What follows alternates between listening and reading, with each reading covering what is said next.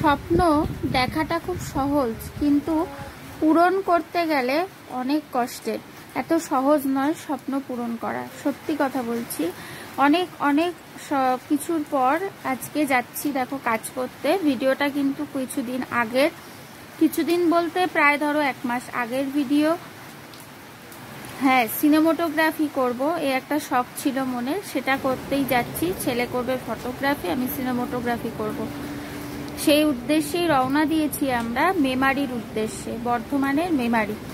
দেখো খুব সুন্দর একটা দিন ছিল, একদম ট্রেনে করে আমরা গেছি, খুব সুন্দর রাস্তা। তো আজকে একটা নতুন পথ চলা শুরু, নতুনভাবে। তো আজকে আমাদের কাজের সাথে এই দেখো নতুন মানুষ এসছে। তো যাই হোক, আজকে সারাদিনের অভিজ্ঞতাটা কেমন হয় জানি না, খুব একটা টেনশনে আছি, একটু ভয়ে ভয়ে আছি। যাই হোক, মনের জোর রাখছি। এর আগেও বহুবার এসছি, কিন্তু কাজ করতে আসিনি, কিন্তু এবার সেটা এসছি। ছেলে সাথে আছে, আর এই যে এও আছে সাথে। তো দেখা যাক, চলো কি হয়। যদি পারি চেষ্টা করব তোমাদের সাথে শেয়ার করতে। এখন জানি না কতদূর কি পারবো, তবুও চেষ্টা করব যতটুকু সম্ভব শেয়ার করার। সাথে থাকো। এই দেখো আমাদের ফটোগ্রাফার এসে শুয়েই পড়েছে, কি সুন্দর। ইনিও শোবে বলে ভাবছে, তো শুয়েই পড়ো। খুব সুন্দর অ্যারেঞ্জমেন্ট আমাদের জন্য, না খুব সুন্দর না, বিছানা পাতা ওই দেখো মটিভে দিয়ে দিয়েছে। তো তোমাদের ভেন্যুটা একটু দেখাই, মোটামুটি ভালো ভেন্যুটা, একদম রোডের ওপর আমরা এসে পৌঁছে গেছি। জায়গাটা খুব সুন্দর, এখনো অবধি সব কিছু ঠিকঠাক, আমরা খুব ভালোই পৌঁছিয়েছি।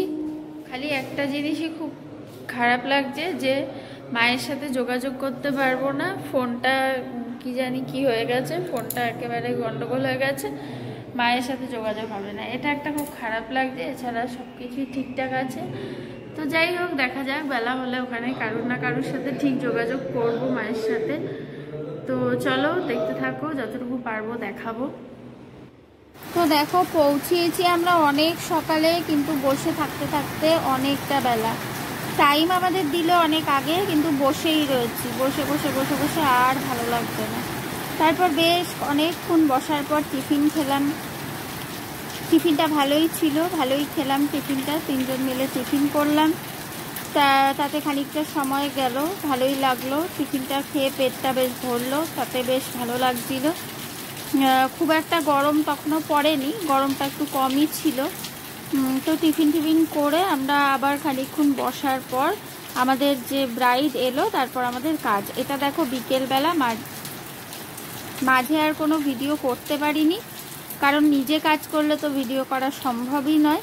তারপর বিকেলবেলা আবার কাজ শুরু। তো এই দেখো খুব সুন্দর একটা ভেন্যু ছিল, খুব সুন্দর করে সাজানো, প্রত্যেকটা ডেকোরেশন খুব সুন্দর, খুব সুন্দর কাজ হয়েছে, খুব সুন্দর কাজ করেছি। প্রথম কাজের অভিজ্ঞতা আমার খুবই ভালো ছিল। আর সবাই আমার নিজের, সবাই আমার আপন নিজের। আর আরও যে 2 জন ফটোগ্রাফার সিনেমাটোগ্রাফার কাজ করেছিল ছেলের বাড়ির দিক থেকে, তারাও আমার নিজেরই একেবারেই, তাদের সাথেও আমি আগেও কাজ করেছি। খুব ভালো ছেলে, কাজেই টোটাল অভিজ্ঞতাটাই খুব ভালো ছিল, একেবারে নিজের মতো করে কাজ করেছি। আর দেখো এই যে বিয়ের জায়গা, নিজের কাজের ভিডিও তো করতে পারিনি, আর ফাঁক পেয়ে দেখো ওরা খেতে চলে গেছে, আর তার ফাঁকে আমিও একটু ওদের ভিডিও করে নিয়েছি। তাতে কত হাসি, যেই ভিডিও করছি তাতে ওদের হাসি দেখো, হাসি আর ধরছে না। তারপর দেখো এরকম ভিডিও, এই যে এইটুকু ফাঁকে ফাঁকে ভিডিও করতে পেরেছি, কিন্তু সেটুকুও করেছি, নিজে কাজ করেছি, সেই ভিডিও আর করতে পারিনি। তো যাই হোক, এই সব মিলিয়ে দেখো কি সুন্দর ডেকোরেশন, চারিদিকে ডেকোরেশনটাই খুব সুন্দর ছিল, অনেক বড় জায়গা। তারপরে কাজ শেষে দেখো এই যে ব্রাইড গ্রুমের সাথে আমরা সবাই মিলে ফটো নিয়েছি।